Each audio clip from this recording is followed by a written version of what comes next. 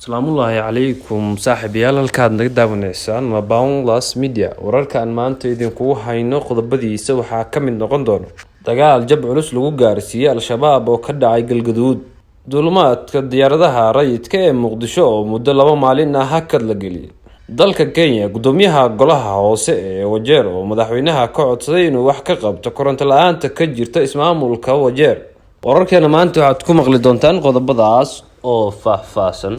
Wararka ka imaanaya gobolka Galgaduud ayaa sheegay in xalay dagaal u dhexeeyay ciidanka dowladda oo garab ka helay kuwa dadka deegaanka iyo Al-Shabaab oo dhinaca kale ah oo ka dhacay duleedka magaalada Waxba ee gobolkaasi. Dagaalkan ayaa yimid kadib markii ciidamada huwaanta ay weerar ku soo qaadeen xubno ka tirsan Al-Shabaab oo isku urursanayay deegaanka Ceel Gorof ee gobolkaasi. Xubnaha kooxda Al-Shabaab ee la weeraray ayaa lagu soo waramay in xilligaasi ay qorsheynayeen inay weeraraan deegaanka Gobo ee hoostaga degmada Maxaas ee gobolka Hiiraan, halkaasi oo ay ku sugan yihiin ciidanka xoogga dalka iyo kuwa dadka deegaanka. Sargaal ka tirsan militariga Soomaaliya oo la hadlay warbaahinta ayaa shaaca ka qaaday inay heleen xogta Al-Shabaab kadibna ay u dabamareen inay ku weeraraan deegaanka Ceel Gorof, taasi oo dhabarjab ku keentay kooxda weerarka ku qaadi lahayd aagga Maxaas. Sidoo kale saraakiisha ayaa intaasi ku daray in dagaalka ay ku dileen in ka badan ilaa 10 xubnood oo ka tirsan kooxda Al-Shabaab, gaadiidna ay ka gubeen. Howlgalladan ayaa lagu soo waramayaa inay weli ka socdaan xadka u dhexeeya labada gobol ee Hiiraan iyo Galgaduud oo dhaca bartamaha Soomaaliya. Xaaladda ayaa sidoo kale ah mid aad u kacsan, waxaana labada dhinac ay dhaqdhaqaaqyo iska soo horjeeda ka wadaan halkaasi, taasi oo cabsi ku abuurtay dadka deegaanka. Dhanka kale ma jiro wax hadal ah oo ka soo baxay dhinaca kooxda Al-Shabaab oo ku aadan dagaalkaasi ay guulaha ka sheegteen ciidanka huwaanta. Hiiraan iyo Galgaduud ayaa ka mid ah gobolada ay ka socdaan howlgallada xoreynta ah, waxaana jab xoogani lagu gaarsiiyay Al-Shabaab oo laga saaray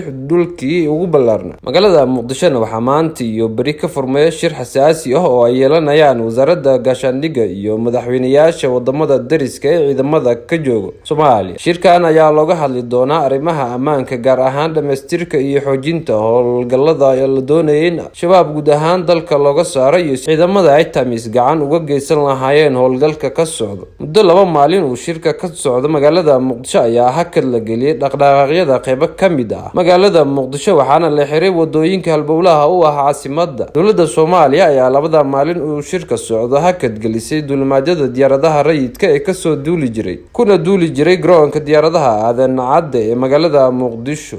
Duulimaadyada hakadka la geliyay ayaa saameyn weyn ku yeelanaya boqolaal dadweyne ah oo safar ku qornaa, kuwa oo xilli hore lagu wargeliyay in diyaaradaha socdaalka hakad la gelin doono. Dowladda Soomaaliya ayaa bilowday inay hakad geliso duulimaadyada garoonka aadan cadde xilliyada madaxweynayaal ay imaanayaan Muqdisho, waxaana sidoo kale la xiraa oo socodka iyo gaadiidkaba loo diidaa wadooyinka qaar. Haatana magaalada Wajeer, gudoomiyaha golaha hoose ee ismaamulka Wajeer Cabdilla Yuusuf ayaa ka hadlay koronto la'aanta ka jirta dowlad deegaankaasi. Xilli uu wareysi siiyay telefishinka maxalliga ah ee Citizen ayuu sheegay in ku dhawaad 3 toddobaad aysan wax koronto ah ka jirin magaalada Wajeer iyo tulooyinka hoostaga. Wuxuu xusay in guud ahaan ismaamulkaasi uu isticmaalo naaftada si looga dhaliyo korontada. Master Cabdille ayaa intaasi ku daray in la hirgeliyay adeegsiga naaftada sanadkii